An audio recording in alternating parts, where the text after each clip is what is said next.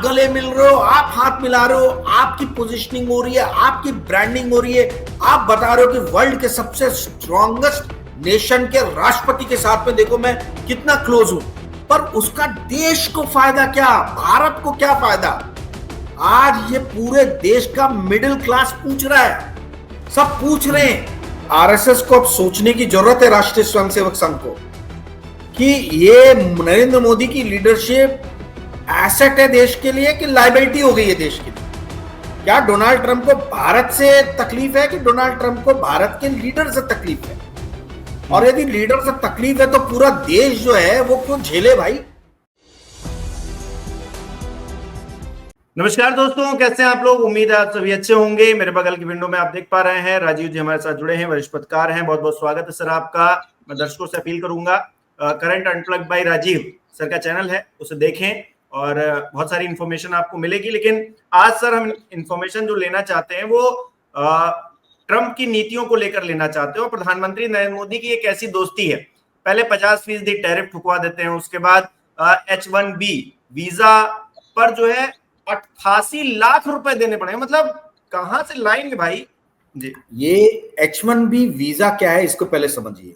एक लाइन में यदि H1B वीजा आपको समझना है तो इसका मतलब है कि जो हाईली स्किल्ड वर्कर्स है उनकी एक कैटेगरी बनाएगी, उनके लिए एक कैटेगरी बनाई गई कि जो फॉरेन के हाईली स्किल्ड, हाईली पढ़े लिखे हुए जो लोग हैं वो किस कैटेगरी में अमेरिका में आके काम कर सकते हैं, उसको नाम दिया गया H1B।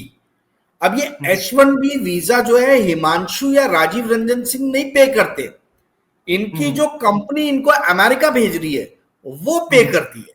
तो 88 लाख रुपए टीसीएस या इंफोसिस कंपनी जो है उसके लिए तो कुछ भी नहीं है भाई। जिस कंपनी का टर्नओवर ही जो है 6-6 लाख करोड़ हो, उसके लिए 88 लाख का कोई मतलब नहीं है, समुद्र में बूंद जैसे है। पर इंडिविजुअल ने हिमांशु या राजीव रंजन सिंह तो 88 लाख हमको बोले तो हमको लगेगा भाई ये तो 3 BHK का घर लेके जा रहा हूं क्या अमेरिका में, है ना? तो ये जो है, ये पहली चीज दर्शक समझ ले, मेरे प्यारे 4PM के दर्शक, कि H1B वीजा जो है ये highly skilled foreign labour force के लिए अमेरिका ने लगाया था और उनकी कंपनीज जो है वो पे करती हैं अमेरिका। अच्छा, ये पर एक चीज और क्लियर करना चाहूंगा सर, ये जो पर पर्सन होगा ना, ये जो 88 लाख का खर्च है कंपनी भी उठा रही है तो पर पर्सन उठाएगी। यस, पर पर्सन है। और मैं थोड़ा H1B बी वीजा के बारे में और थोड़ा सा बता देता हूं आप लोगों को। $1,000 था, रातों रात $1,000 से इसको $1,00,000 कर दिया गया, यानी 100 गुना बढ़ गया।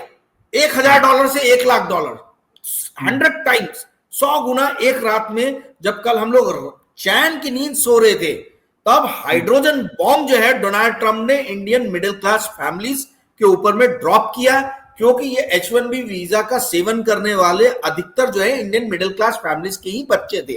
ठीक है, तो ये एक बात हुई। ये H1B वीजा 2006 में लाया गया था और हर साल H1B वीजा के माध्यम से 85,000 स्किल्ड लेबर फोर्स पूरी दुनिया से अमेरिका में काम करने के लिए जाते हैं। ठीक है, इसमें अकेले 85,000 जो H1B वीजा हर साल अमेरिका देता है। 2006 से ये नंबर बढ़ा नहीं है, जब से इंट्रोड्यूस हुआ है। हर साल 85,000 लोग ही जो है वो एंट्री मारे हैं H1B वीजा के माध्यम से अमेरिका में। इस 85,000 में पिछले साल 3,000 से 4,000 के आसपास, 4,000 पकड़ लीजिए, सिर्फ हमारे TCS के लोग थे, यानी लगभग 5% जो है आप समझ लीजिए TCS के कर्मचारी थे। तो HCL टेक जो है उसके कम से कम 500 से 1000, यानी 1000 के आसपास में एम्प्लॉय आप हायर बैंड पे समझ लीजिए कि वहीं थे। तो यही दो कंपनी जो है, यही तो 5,000, 85,000 में 5,000 तो यही दो कंपनी खा जा रही है। तो ये जो है ये इंडियन IT कंपनीज के लिए बहुत बड़ा जो है सरदर्दी का कारण बनने वाला आने वाले दिनों में, क्योंकि जहां वो $1,000 पे कर रहे थे अब उनको $1,00,000 पे करना होगा। TCS कंपनी मान लीजिए 4,000 लोगों को साल में भेज रही है, तो 4,000 मल्टीप्लाई बाय $1,00,000, तो यानी $400 मिलियन का एक्स्ट्रा खर्चा आएगा TCS को हर साल। अच्छा, पहले H1B वीजा जो है 3 साल के लिए दिया जाता था, एक बार ले लो 3 साल तक काम करो। अब हर साल आपको जो है 1-1 लाख डॉलर पे करना पड़ेगा इसको कंटिन्यू करने के लिए 3 साल तक के लिए। तो मतलब जो चीज 3,000 की थी वो अब 3,000 में नहीं 1,000 की थी, अब वो 3 लाख डॉलर हो गई है। तो आप समझिए, अगर शायद 1,000 रोलिंग में भी हो 3 साल, तो 3,000 की चीज 3 लाख डॉलर हो गई है। तो कोई मतलब इसका सर पैर नहीं है। जिस तरीके का ये नियम लेके आए हैं उससे इंडियन आईटी कंपनीज की जो है वो बैंड बजनी तय है। बड़ी कंपनीज तो झेल भी जाएंगी, छोटी कंपनीज जो बेचती थी उनके लिए बहुत बड़ी समस्या आने वाली है। बिरला सॉफ्ट नाम की कंपनी है, बोलते हैं 86% जो है उसका रेवेन्यू अमेरिका से आता है। अब ये कंपनी कितने लोगों ने सुनी होगी मुझे मालूम नहीं, पर टीसीएस, इन्फोसिस, विप्रो, एक्सेल टेक तो सभी ने सुना है, टेक महिंद्रा ने। ऐसा बताया जाता है, इन्फोसिस ने बोला है कि हमारे 70% एम्प्लॉय जो है वो अमेरिका के ही हैं, जो अमेरिका में काम करते हैं। हम 30% से कम एम्प्लॉय जो है वो H1B वीजा के माध्यम से अमेरिका भेजते हैं। अब इन्फोसिस का 60% रेवेन्यू जो है वो अमेरिका से आता है, 60%। टीसीएस का भी जो है वो लगभग 50 से 60% के बीच में है। तो आप HCL टेक का 65%, 60 से 65% के बीच में है। तो इन कंपनीज का रेवेन्यू बहुत ज्यादा आता है वहां से। अच्छा, HCL टेक पर क्या बोलती है कि हमारे जो है 80% एम्प्लॉय जो है। अब टीसीएस ने बोला कि हमारे आधा से ज्यादा वर्कफोर्स जो है अमेरिकन है, तो इन्फोसिस ने बोला हम क्यों कम रहे, तो इन्होंने बोला कि हमारा 60% से 70% से ज्यादा जो एम्प्लॉय है वो हमारा अमेरिकन है। तो उसको देख के टेक महिंद्रा ने बोला, अरे आनंद महिंद्रा तो वैसे ट्विटर पे सुप्रीम लीडर के गुणगान करते रहते हैं, तो उन्होंने बोला यार मैं कैसे कम रहूं। तो उन्होंने बोला कि अरे हमारे जो है हमारे तो 70% जो है हमारे भी एम्प्लॉय जो है अमेरिकन है। तो विप्रो और एक्सेल टेक ने बोला है तो हमारी मतलब हम क्यों पीछे रहे। तो उन्होंने बोला कि हमारे तो 80% एम्प्लॉय जो है वो अमेरिकन है, हमें कुछ ज्यादा असर नहीं होगा। तो अब जो है ये ऐसी कहानियां गढ़ी जा रही है, मीडिया में आ रही है। मनी कंट्रोल की न्यूज है जो मैं आपको बता रहा हूं। ये आंकड़े जो है कोई राजीव रंजन सिंह के नहीं है, ये आज मनी कंट्रोल में न्यूज छपी है वेबसाइट पे। वहां से मैंने पढ़ा, मैंने बहुत बड़ा अभी एक वीडियो बनाया अपने इसके लिए, करंट अनप्लग बाय राजीव, मेरे चैनल पे बहुत विस्तृत रूप से बनाए इसी टॉपिक पे। उसमें ये डाटा मैंने कोट किया है और बताया कैसे हर कंपनी को कितना आने वाले दिनों में जो है असर पड़ सकता है। तो उसमें एक जगह मुंह से गलती से निकल गया था कि ये $1,000 से $1 मिलियन कर दिया गया है, बट $1,000 से $1 लाख बढ़ाया गया, 100 गुना किया, ठीक है। पर 100 गुना आप समझिए कि उसका इंपैक्ट। मनी कंट्रोल की वही स्टोरी बोलती है कि 6,800 एम्प्लॉय जो है वो लास्ट ईयर भेजे हैं H1B वीजा के माध्यम से इंडिया की 7 बड़ी कंपनीज ने।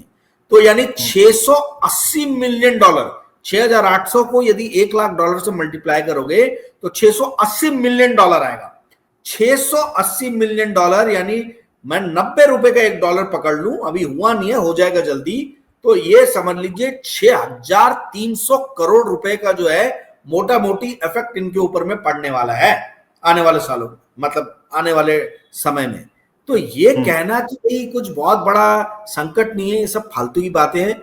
बहुत बड़ी संकट है इंडियन आईटी कंपनीज और इंडियन मिडिल क्लास फैमिलीज, जो बचपन से ही बच्चों को समझाती है कि बेटा पढ़ाई लिखाई में ध्यान लगाओ, पढ़ाई लिखाई करो, इस देश से बाहर जाओ, अमेरिका की बड़ी बड़ी कंपनियों में काम करो और अपना करियर बनाओ।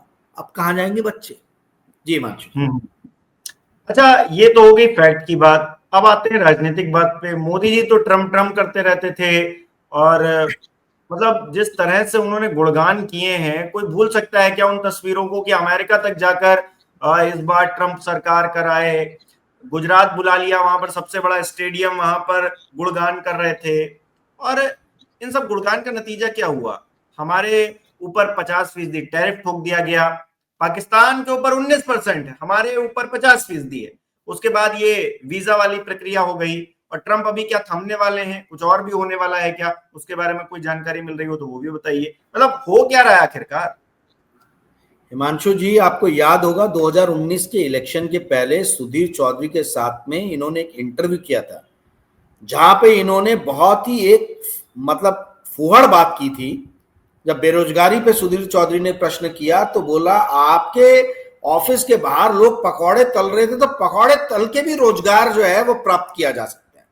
आपको याद होगा 2018 में जीएसटी और डीमोनेटाइजेशन के कारण 2018 में इकोनॉमी की बुरी हालत हो रखी थी, ठीक है। तो बेसिकली अनऑर्गेनाइज सेक्टर जो था वो पूरी तरीके से तबाह हो गया था, जिसको लेबर एडवांटेज और टैक्स एडवांटेज था, वो डीमोनेटाइजेशन और जीएसटी के कारण वो लोग एकदम तबाही के कगार पे आ गए थे। और इस अनऑर्गेनाइज सेक्टर में कम पढ़े लिखे जो लोग बेरोजगार हुए थे, उनके ऊपर में बेसिकली ये फप्ती कसी गई थी कि भाई बेरोजगार हो गए तो क्या हुआ, मतलब पकौड़े तल के भी जो है रोजगार आप अपना घर चला सकते हो। ये उन्होंने ऐसा ऑर्गेनाइज्ड अनऑर्गेनाइज्ड की बात नहीं की थी, बट इनडायरेक्टली वही हिंट था, ठीक है। अब क्या ये नरेंद्र मोदी जी फिर से टेलीविजन चैनल पे आके किसी इंटरव्यू में कहेंगे कि आईटी इंजीनियर्स पिज्जा और बर्गर बना के भी तो जो है रोजगार प्राप्त कर सकते हैं, घर चला सकते हैं? ये जो इंडियन मिडिल क्लास फैमिलीज जो खड़ी थी नरेंद्र मोदी के पीछे में, एक ढाल बन के खड़ी थी इंडियन मिडिल क्लास फैमिलीज, सबसे बड़ी वोटर थी वो, नरेंद्र मोदी की प्रशंसक थी। आप व्हाट्सएप उठा के देख लीजिए, जितने भी व्हाट्सएप ग्रुप मिलेंगे, सब मिडिल क्लास फैमिली के अंकल लोग जिनके बच्चे अमेरिका में ऐश कर रहे थे, वो बातें बनाते थे, कहानियां गढ़ते थे कि कैसे नरेंद्र मोदी के रिजीम में जो है इंडिया जो है टॉप क्लास एक नेशन में कन्वर्ट हो रहा है। अब जब अपने बच्चे वापस आने पड़ेंगे अमेरिका से इंडिया में, तब समझ में आएगा कि ये क्या, मतलब ये किस तरीके की जो है ना कहानियां जो गढ़ते थे, वो सब समझ में आएगा। समय का पहिया जो है गोल घूमता है, जो आप दूसरों पे फप्तियां कसते हो वो पलट के आपके ऊपर में आती है, और वही हो रहा है। नरेंद्र मोदी जी ने बहुत हाउडी मोदी और ट्रंप, अब की बार ट्रंप सरकार और मिलिना ट्रंप को जो है भारत में बुला के अच्छे अच्छे गिफ्ट देना, इन्होंने कोई कसर नहीं छोड़ी थी ट्रंप के साथ गलबैयां करने में, परंतु उसका देश को फायदा क्या? आप गले मिल रहे हो, आप हाथ मिला रहे हो, आपकी पोजीशनिंग हो रही है, आपकी ब्रांडिंग हो रही है, आप बता रहे हो कि वर्ल्ड के सबसे स्ट्रॉन्गेस्ट नेशन के राष्ट्रपति के साथ में देखो मैं कितना क्लोज हूं, पर उसका देश को फायदा क्या, भारत को क्या फायदा?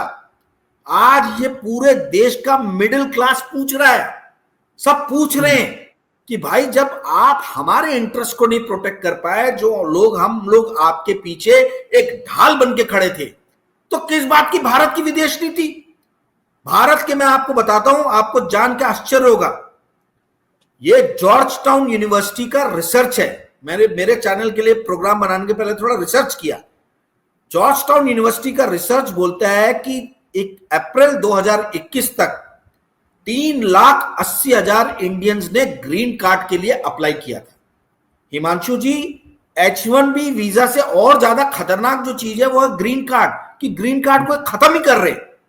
ग्रीन कार्ड जो है वो एक तरीके की सिटीजनशिप आपको अमेरिका में दे देता है। तो 3,80,000 लोग थे अप्रैल 2021 तक इंडियंस, जिन्होंने ग्रीन कार्ड के लिए अप्लाई किया था। ग्रीन कार्ड में क्या होता है कि किसी भी देश को 7% से ज्यादा जो है वो वहां के लोगों को उस साल में ग्रीन कार्ड नहीं मिलता। मतलब एक लिमिट फिक्स की है कि किसी भी देश से एक साल में जितने भी अप्लाई करने वाले लोग हैं उसका 7% ही उनको ग्रीन कार्ड मिलेगा, ठीक है। तो इसलिए इंडियंस बन जाते, क्योंकि इंडियंस वहां बहुत भारी संख्या में और बहुत लोग अप्लाई करते हैं। अब आप इस बात को समझिए कि उन्होंने अब कर दिया डोनाल्ड ट्रंप ने कि अब होगा प्लैटिनम कार्ड और गोल्ड कार्ड। अब ग्रीन कार्ड नाम की चीजें हटा दी है और ये बिकेगा $5 मिलियन में। अब आप सोचिए, ये अप्रैल 2021 की रिपोर्ट है, 2025 चल रहा है अभी, तो मान लीजिए वो 3,80,000 बढ़ के 4 लाख हो गया। मैं ज्यादा भी नहीं बढ़ा रहा हूं, 4 लाख लोग हो गए। 4 लाख लोगों ने ग्रीन कार्ड के लिए अप्लाई किया है। 4 लाख मल्टीप्लाई बाय $5 मिलियन जो फीस अब देना पड़ेगा इनको सिटीजनशिप के लिए, तो कितना हो गया?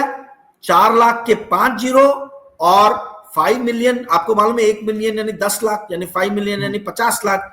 तो 50 लाख के 6 जीरो और 4 लाख के 5 जीरो, 6 जीरो और 5 जीरो 11 जीरो, और 4 into 5 20, तो उसका भी 1 जीरो। यानी 2 के आगे 12 जीरो लगा दीजिए आप।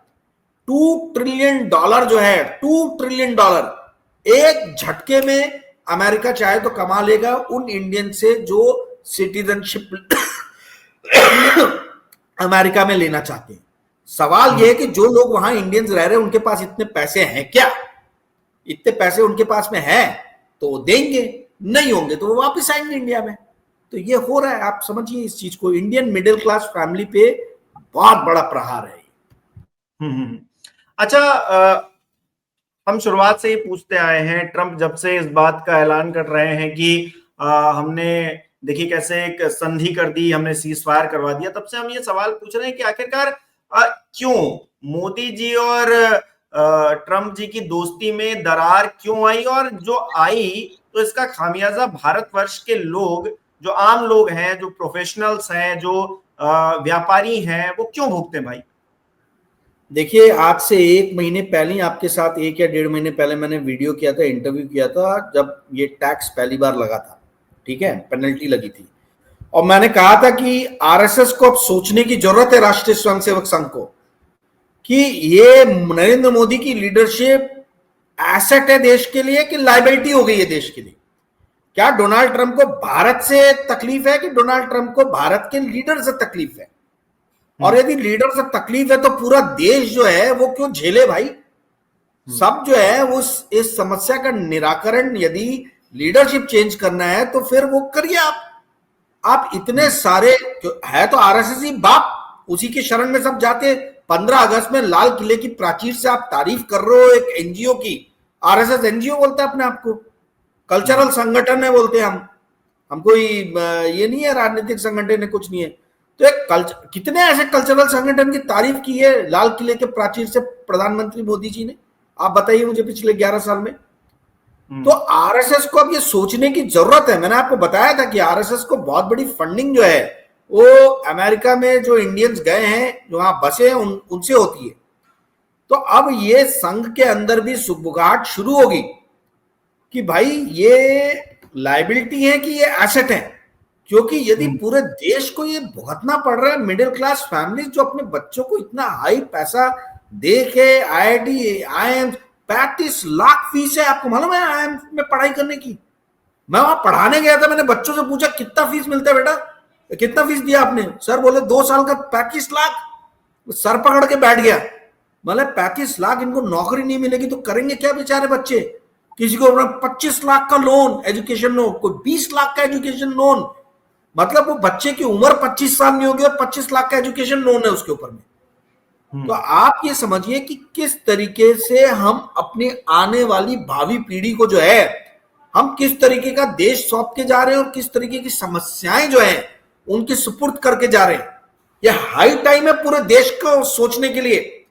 ये बहुत होगी भदौड़ेबाजी, बहुत हो गए जो है ये कसीदे कसना, और बहुत हो गया जो है कुछ भी बात करना। देखिए ट्रंप जो है, ट्रंप की एक इच्छा है कि उसको नोबेल पीस प्राइज मिल जाए।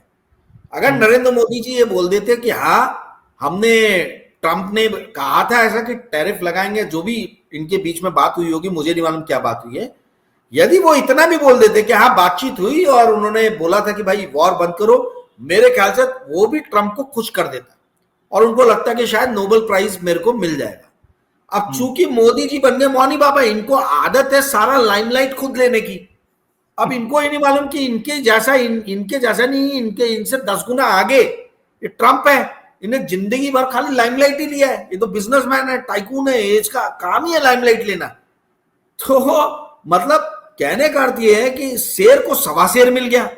तो ट्रंप ने देखा कि यार ये तो कुछ बोल ही नहीं रहा, और वहां पे जो उनका पाकिस्तान का प्रधानमंत्री वो साष्टांग प्रणाम कर रहा है, वहां का जनरल मुनीर जो है वो साष्टांग प्रणाम कर रहा है ट्रंप के सामने, बोलता है मैं नोबेल प्राइज के लिए आपका नाम भेज रहा हूं।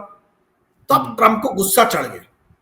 उसने बोला कि भाई मैं तुमको दोस्त मानता था, जो उनको मैं दोस्त नहीं मानता था वो मेरा नाम इसके लिए नोबेल के लिए भेज रहे हैं, और तुम्हारी तरफ से एक भी वक्तव्य नहीं आ रहा है, एक भी स्टेटमेंट नहीं आ रहा है। तब से मामला पूरा जो है ये खसक गया। ये कोई रशियन ऑयल तक सीमित नहीं है मामला। अब ये पर्सनल जो है ना, पर्सनल टिफ, पर्सनल झगड़ा, पर्सनल ईगो का इशू हो गया है, और उसका खामियाजा जो है वो पूरा देश भुगत रहा है। और भुगतेगा। अभी देखते हैं आगे आगे ट्रम्प जो है वो क्या करते हैं। वो रोज दनादन हाइड्रोजन बॉम्ब जो है वो ड्रॉप कर रहे हैं। पहले उन्होंने जो है हमारे टेक्सटाइल और टेक्सटाइल सेक्टर, ज्वेलरी सेक्टर के ऊपर में एक हाइड्रोजन बॉम्ब डाला 50% का, 25+25। अब दूसरा जो इंडियन मिडिल क्लास फैमिलीज, पढ़े लिखे लोग, सोफिस्टिकेटेड अंग्रेजी बोलने वाले, जो बोलते थे वाह मोदी जी वाह, है जो फॉरेन में जाने के बाद जब मोदी जी जाते थे मोदी मोदी मोदी करते थे, अब उन लोगों के ऊपर में बात आ गई। अब आप देखिए आगे आने वाले दिनों में भारत की राजनीति बहुत दिलचस्प होने वाली है। हिमांशु जी, बहुत बहुत शुक्रिया सर हमारे साथ जुड़ने के लिए। हमारे दर्शक भी कमेंट करके बताएं कि जिस तरह से ट्रम्प फैसले ले रहे हैं, मोदी जी की दोस्ती सवालों के घेरे में है, और जो आम भारतीय हैं, जो प्रोफेशनल हैं, गरीब हैं, हर तबके के लोग अब परेशान होते हुए उस ट्रम्प की नीति से प्रभावित होते हुए दिखाई दे रहे हैं। इसको लेकर आपकी क्या राय है? इस वीडियो को लाइक करना, शेयर करना मत भूलिएगा। हमारे चैनल को सब्सक्राइब नहीं किया तो वो भी जरूर कीजिएगा। बहुत बहुत धन्यवाद। Thank you sir.